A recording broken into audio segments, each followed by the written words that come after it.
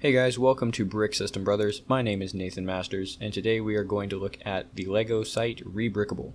This site is not officially put out by LEGO, but it is kind of more of a fan site, and from the front page it looks a lot like some of the other sites that we see out there with some polls, some set reviews, but there is something that does set it a little bit apart, and that is the inclusion of MOCs. My own creation is very heavily related to the LEGO community, and this is one of the, in my opinion, one of the better sites that does kind of curate MOCs and allows you to include those with all the other great stuff that LEGO's doing. So, like I mentioned, homepage has a lot of stuff related to pretty much everything LEGO, including the official sets, and that's where we see a lot of overlap with sites like Brickset.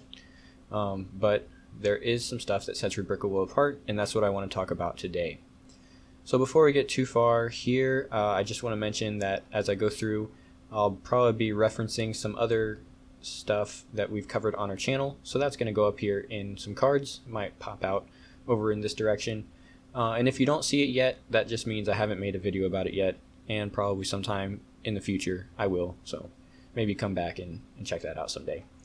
Alright, so let's go ahead and yeah, we've looked at the home page. I want to look at some of the features here that we can use. Actually, a good place to start is kind of what got the whole set started in the first place, and that is the ability to calculate, using the power of computing, how you can build other official LEGO sets based on maybe 1, 2, or 3 starters, and then see how far you can get with those pieces, and what other sets can you build with those pieces. So the guy who started all of this, don't recall his name off the top of my head, but that was kind of the main goal in the beginning, and that's where it all got started. So figured we'd start with that. Let's go ahead and take these out for now. I just want to start off with the very basic level. Actually, the very first part of this got started with Technic only, and that makes a little more sense because there is a lot of overlap when you're looking at Technic elements. So probably a few more elements are shared between sets.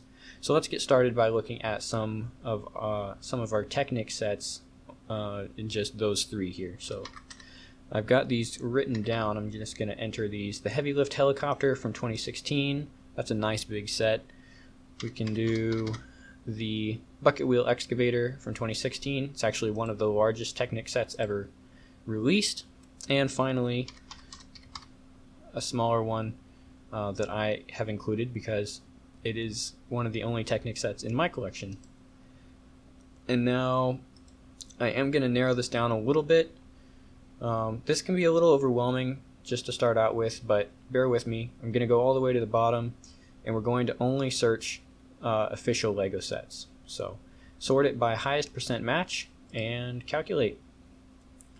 We'll think for a minute. It's sorting through all of those pieces. The reason that this works is because the part data for each LEGO set is available from other sites like Bricklink, I think is where Rebrickable gets their part data, and Bricklink is actually owned by the LEGO group now, so I'm pretty sure that will continue to be a resource for the fan community, but it is kind of under the jurisdiction of the LEGO company now if that is going to continue to be available. Thankfully, we have several other LEGO fan sites that are independent that have started to really keep track of this information as well. So I do believe there are multiple copies of LEGO databases. And really the only information we need to do these kind of calculations is which pieces are in each individual LEGO set. And, you start looking at thousands of LEGO sets released over the years. That does add up, but we have copies of copies now, so shouldn't be any major issues going forward. Just something to keep in mind. Alright, so that being said, some of the stuff that shows up first was our original two of our original sets, so no surprise there. 100% can be built with those. The third option is down at 80%. The mini bulldozer can be built almost entirely from pieces from those 3 collections. Not super impressive because that is a smaller set, but let's keep going here. A little ways further down, the Arctic truck, you can build 73% of this set with just the pieces in those original 3. So yeah, you start to look at how many pieces are actually shared between other Lego sets, and elements like the tracks, especially within Technic, starts to become pretty close related family. So I guess that's kind of where you get started with a site like Rebrickable, and not super helpful at the moment. There's a lot of sets that you can build majority of, but nothing that you can completely, using just these 3 sets, build anything 100%. Just for the sake of being complete here, let's look at some system sets as well. I'm going to use the Parisian Restaurant, and 183, what was this one? The Hobby Train from 2007, and for good measure, no, not that one, that's the other Technic one. Creator Set 4954, Model Townhouse.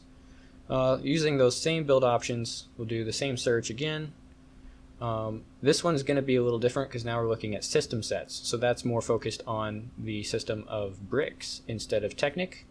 And right off, there's not really anything large that you can build, and just a few rows down we're already in the 60% range. So the Guggenheim, that one's pretty interesting. It's not a super large set, it's only 208 pieces, but that is a majority that you could build there. We'll go a little farther. The Caboose is actually a majority here as well, 57.6%. Not a super large set though. So yeah, just using 3 official Lego sets as your starting point can kind of show you what the program's capable of, but it doesn't really give you the full experience. So now we're going to clear all these out, and I'm going to check this first box, include 294 of your 302 sets. And what this is doing is there's actually a way to import a larger collection of Lego sets. In this case, I have 294 that are able to be used in the calculation, instead of just these 3 right here. So now, keeping everything else the same, we'll run the search again, but instead of 3 sets for our starting position, we're going to use 294.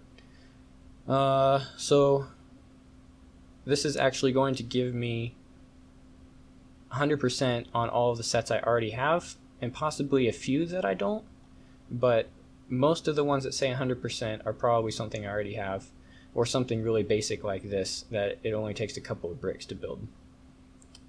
So let's go a couple pages deep here. I'll see if I can find something I don't already have in my collection that I could technically still build even with just the pieces I have. Okay, so I never bought this set, but according to Rebrickable, analyzing 294 sets worth of Lego pieces, I am only 5% away from being able to complete this. So that's pretty interesting, especially when you start adding in those loose parts. So the other box that we could check up here was a parts list. So if you are keeping track of all of your official sets in your collection, assuming you still have all the pieces for those, and then in addition to that you're buying bulk Lego and you start putting that into parts lists, and you start including that and then running this thing, you could probably build several additional Lego sets to completion, and there's probably another 100 or so within the 90% that you could just build. Even though you never actually bought the set, you have enough of the pieces. There's enough pieces in common across the range, across the system, to build these sets. So another one, it's really interesting. These kind of sets, well, maybe not this one. This is a micro scale, but sometimes these sets end up going for hundreds of dollars on the secondary market.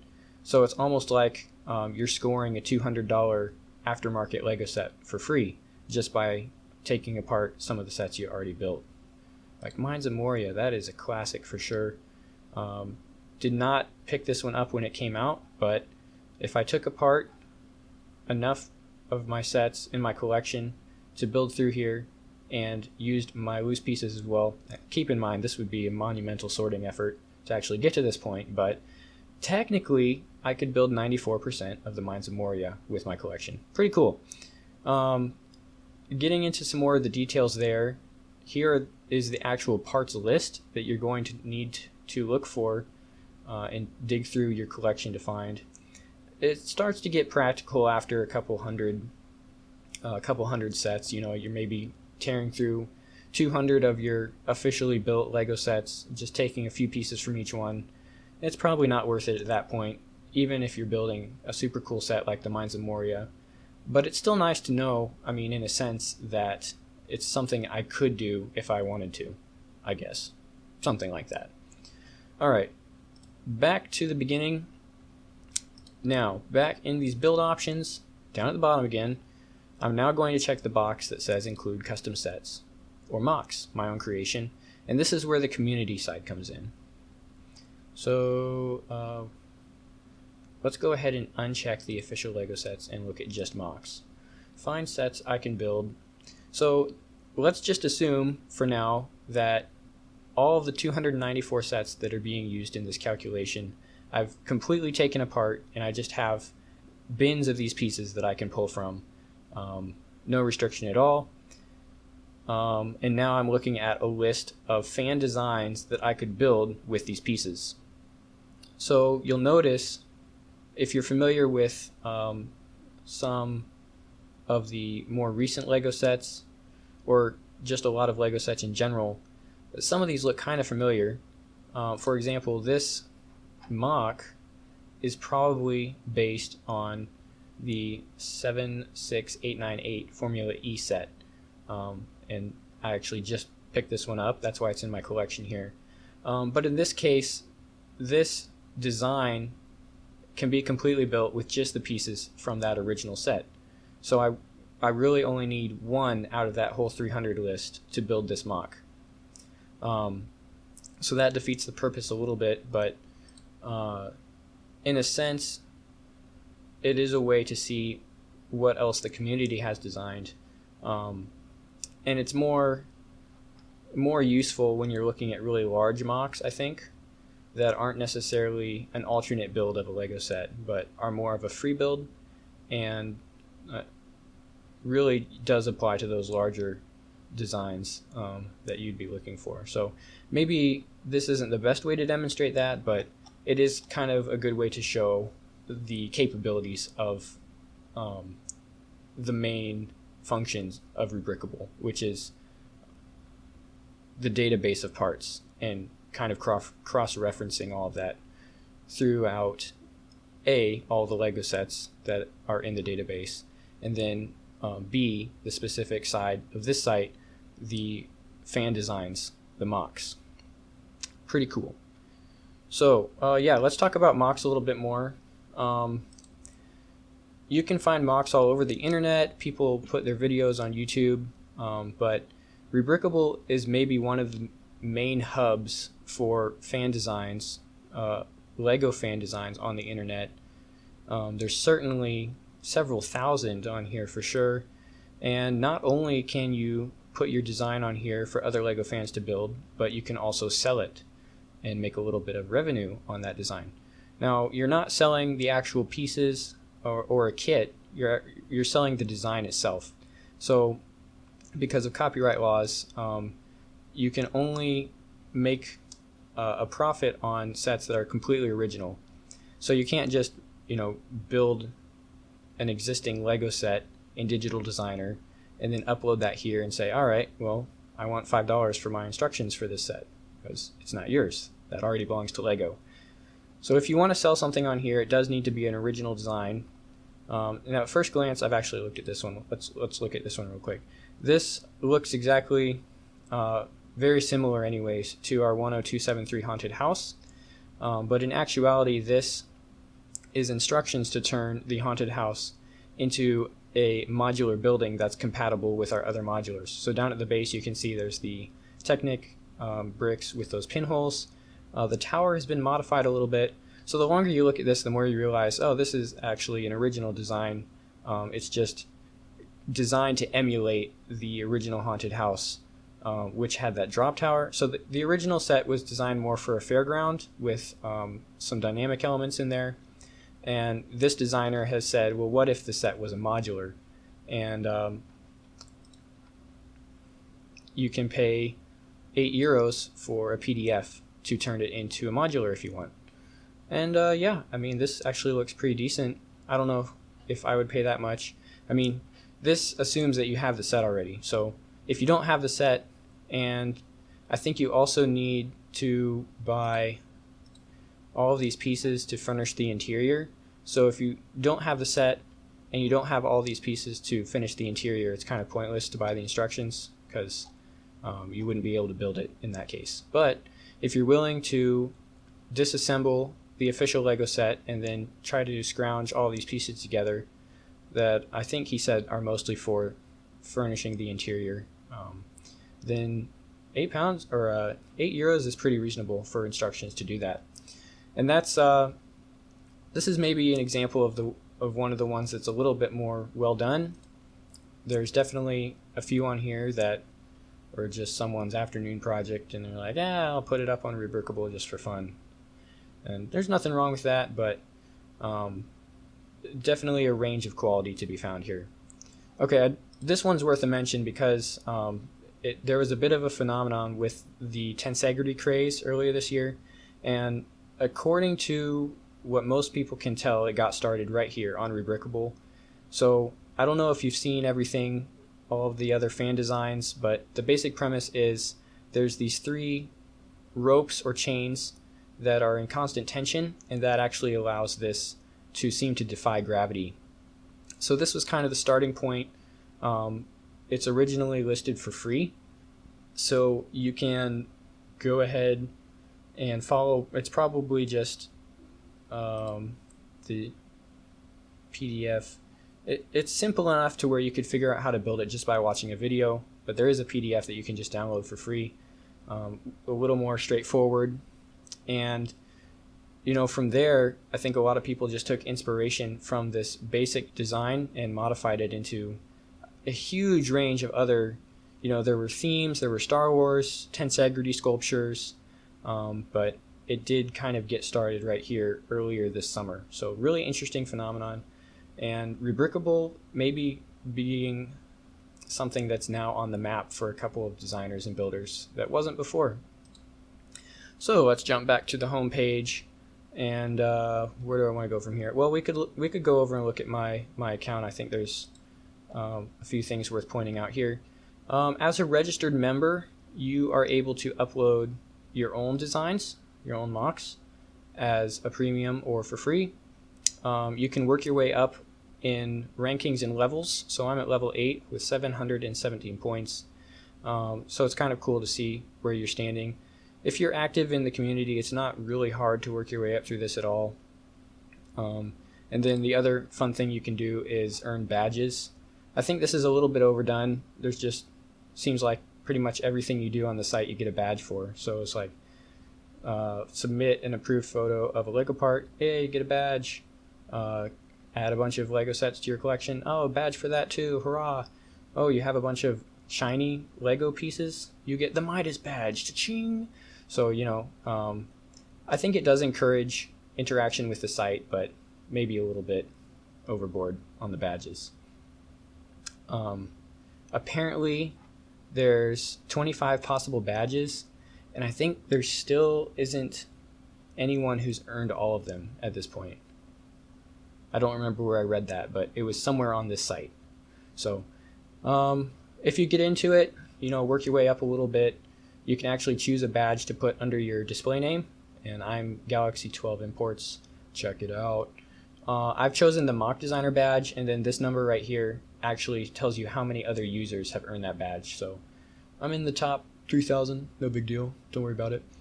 But yeah, that kind of thing does encourage interaction with the site and staying active here. I'm going to be honest, I actually joined this 2 years back, and then my account sat unused for a little while. I got more involved with Brickset as time went on, and then just recently, earlier this year actually, let's go over and look at the MOCs.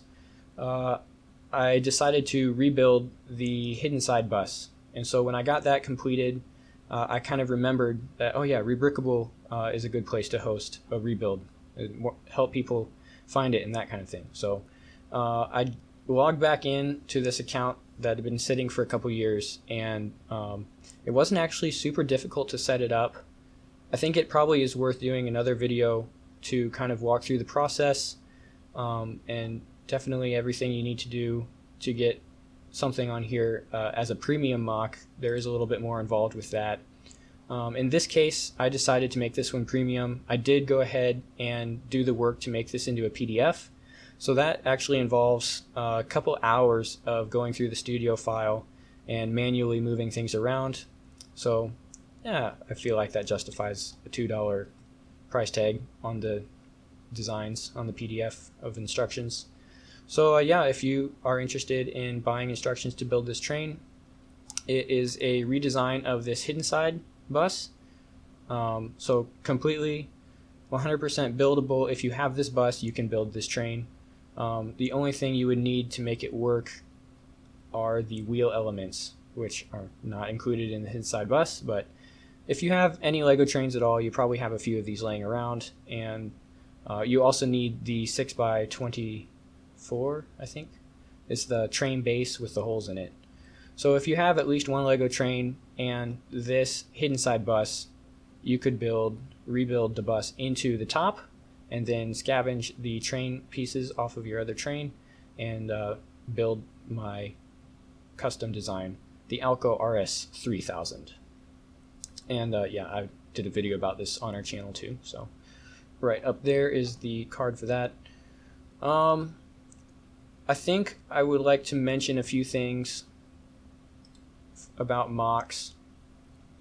And I'll probably go into more detail about this if I do a video for uploading your own custom MOC. But if you're thinking about adding your own design here, you do want to keep in mind, if you have a really small design, it's like less than 100 pieces, especially if it's based on an official Lego set, it's probably not worth putting a price tag on that, because at that point someone would just be able to reverse engineer it, and then there's no reason to pay for instructions if they can just figure out how to build it.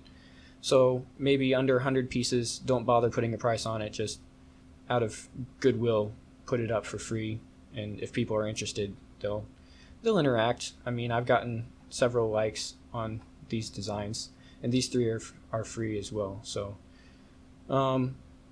definitely not something that you want to try to make a living off of. Even if you are able to make a few sales of instructions, it's not going to be a large source of income generation, unless it's like you could make it your full-time job. But even then, if you don't have a customer base and you haven't built up your reputation, I doubt you would make very many sales.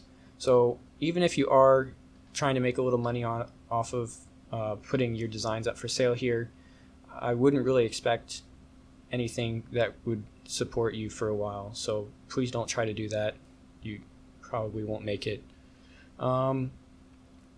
Do put up some free models to kind of get your stuff out there in the community and build up some reputation. I think that definitely helps, especially if you have some premium models that look good. I think having a free model or two can't hurt, because that gives people an opportunity to download that and see, would maybe comparable to what you have for sale.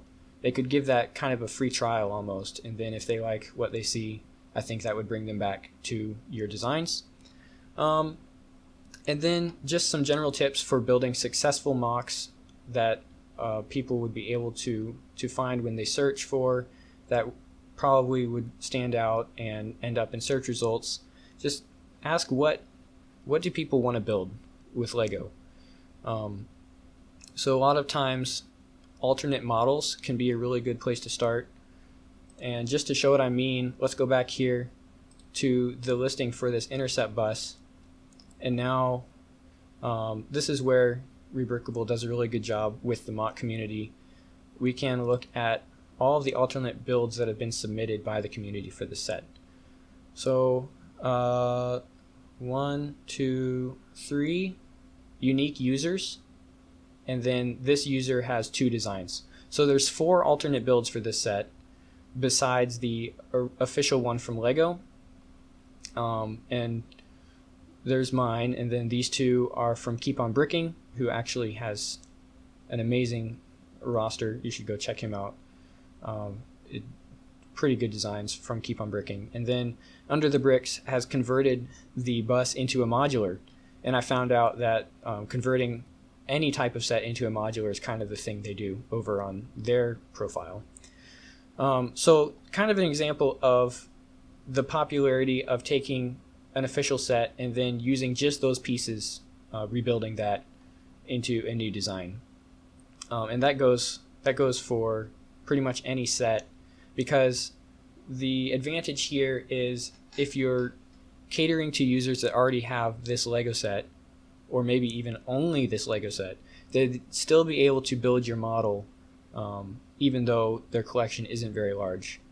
So alternate builds are definitely a place that you would want to get started, and can also help you develop as a builder, because it does limit you for using pieces, and it is a really interesting exercise to try to rebuild something from a different set. And I've found that actually the smaller the set is, the harder it is to rebuild, because there's so fewer pieces. Another one would be pop culture references. So if we go and look at the hot MOCs right now, the ones that are at the top of the search results, you don't have to go very far before you find something that is related to pop culture or pop culture reference. There's the Falcon set. Why is the Falcon on here? It's a modification to the original set. There is a B model R2D2 made from the large Technic excavator. Here is UCS Razorcrest. I've seen this one all over Instagram. A lot of people are building this. So let's see how much they paid for these building instructions. It is a PDF, so that's a good sign. Usually those are more well done. Sometimes the designer will just put in the 3D file itself, and then you can buy the 3D file and load that into your builder, usually Studio, but then you have to go through the 3D model instead of just following steps like the official Lego books. So for the UCS Razorcrest, 22 Canadian dollars. It's a little lower in US money, so probably under $20 for the instructions to build this thing. And a lot of these pieces are going to have quite the price point as well. So if you have the resources, this would be a pretty fun build, but it is definitely on the higher end. But goes back to what I was saying about a model being a reference to pop culture. So Lego does have an official model for the Razorcrest in the pipeline, but it is not a UCS scale. It is definitely smaller. Let's go back to our main list of MOCs here. See what else we can find. Pop culture. Come on, go back. Hey, there's the child rebuild of the Yoda set. Yeah. Alternate build of this guy. So another pretty recent Star Wars set. Using only the pieces here, you can build the child from The Mandalorian. It's pretty well done. I like it. I don't have the Yoda set though. Even if I had the Yoda set, I don't know if I would build the child. I kind of like my official sets to stay how they are. Like I mentioned with that Tensegrity model, dynamic models seem to do pretty well. So things that have motion, like a plane with propellers, or the oil pump here, I would assume that this is working suspension on this thing. If you have a complex model that kind of mimics what the Lego group is doing, that if it's designed well, that should do pretty good. And then one other thing that's worth mentioning is looking for gaps in the official Lego theme. So, you know, you always hear people talking about, I wish Lego did more trains. So you actually don't have to wait for Lego to design new train sets. You can just jump on Rebrickable, type in train, and there is a wealth of fan design sets. Let's just look at the MOCs here. More train MOCs. Of course, the caveat here is you're only buying the instructions. It's up to you to find the pieces, and Rebrickable can help you with that. There's a way to export the parts list I mean, that's worth checking out really quick here. Let's just pick a train design to do that. Nothing too fancy here. Let's see if we can find the BR628. This would probably be some kind of European transit. But yeah, this actually looks like something that LEGO could have produced. It is maybe a little bit niche, not something that I would definitely pick up if I saw it on the shelf, but I think it looks like it would be worth building if I had the parts. So speaking of that, I can go over here and look at the inventory for this model. Now when you start looking at inventories on Rebrickable, you're going to notice a few things. There is a box around each piece, and if the box is green, that means you have that piece and you have enough of that piece to build the model. If it is yellow, that means you have the piece but you don't have enough, you don't have the right quantity. So there's 48 of these 1x1 round tiles in this model. I probably only have like 20, maybe, probably 10. And then if there's no box around the model at all, around the part, that means you don't even have that piece at all in your collection. And that's where keeping track of your loose parts comes in handy, because you're like, oh, wait a second, I'm pretty sure I have a 1x4 in pink, but maybe that's something I picked up on eBay, not an official set. So it's definitely a lot more work to keep track of all your loose parts, but if you're doing something like this where you want to see how much of this you could actually build, and Rebrickable tells you, based on my collection that's entered in here, I can build 67%, 66.9 to be exact, of this train model. So that's a majority. If I really wanted to build this, it might be worth pursuing the remaining pieces to finish it off, and Rebrickable will show you exactly what you need to build it. On top of that, you can add the missing pieces to a Bricklink wanted list, and if you shopped around on Bricklink at all, you know that with a wanted list in hand, you can kind of use that to find where those pieces are for sale. Usually on Bricklink, that involves buying from several different stores, and that can get cost prohibitive pretty fast with the shipping, but depends on how much you really want to build a design like this. Let's see if I can find something smaller that would be a better demonstration, just like a little steam locomotive or something. Of course, Lego has done pretty much exactly what I'm looking for, but it is, of course, retired. Yeah, you know what? You guys can do this on your own if you're really interested. This just kind of serves to show that it is not difficult to find really well done designs from the Lego community, and Rebrickable is helping us out by putting it all in one place. So pretty nice with that. Okay, a couple more things to talk about here. The basic account is free, completely free. Everything that I have shown so far is on a free account, so keeping track of sets, keeping track of parts can all be done for free. There are some limitations. With a free account, you can have a maximum of 20 set lists, and then on each of those you can have a maximum of 500 unique sets. So I'm on set list number 1, and I've just barely crossed 300, and I think 294 of those are unique. So nowhere near my limit on that one. I've still got 20 set lists to go. Of course, what you can do with 20 different set lists is really customize that. You could have a set list for sets that you bought but you're keeping put together, so you can always leave that list out of your build calculations if you know that you're never going to be taking that apart. You could have a list of sets that are up for trade that you can kind of display that somewhere and say like, hey, this is in my collection but I'm willing to trade it. I think that's used more on other sites, but probably could be done here. You start looking at part lists. Again, you can have 20 part lists. Gets a little bit more prohibitive. No, wait a second. This is 5,000. 5,000 unique parts per list. That's a lot of parts. You probably won't hit that max anytime soon, especially if you're just a casual user like me. When you do start to go pro designer on this site, it might be worth it to consider a payment or a paid plan. Again, just talking about what it takes to actually make money doing this, it takes a lot of effort and a lot of work.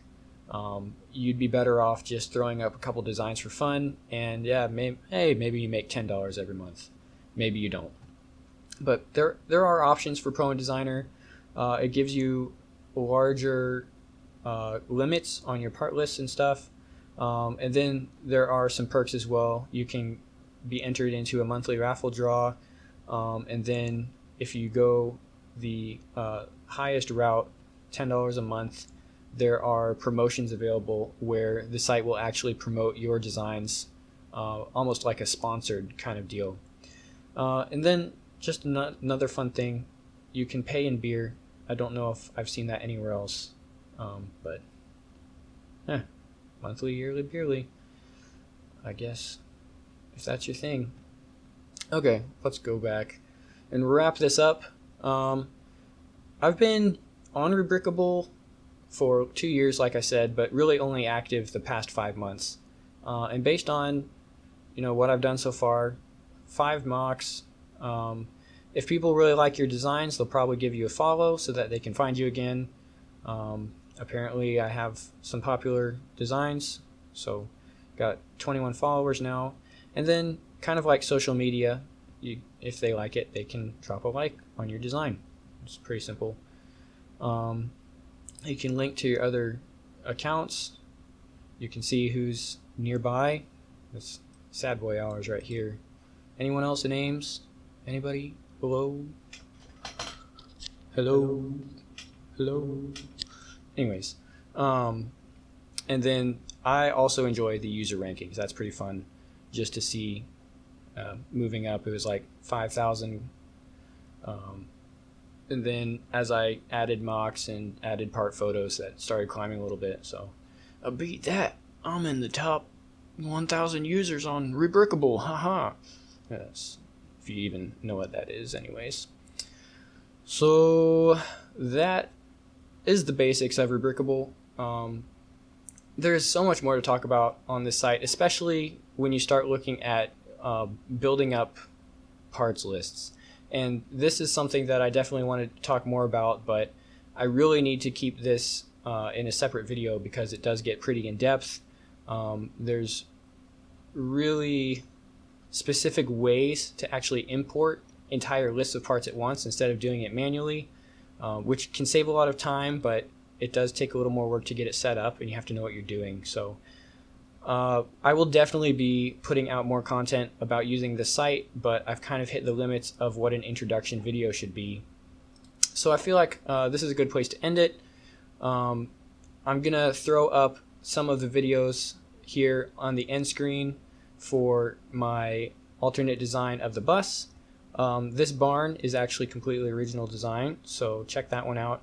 These are 2 more alternate models, and then the Carabin M2 is a flying car design that I did just for fun a while back. So we'll call it here, and we'll see you next time on Brick System Brothers.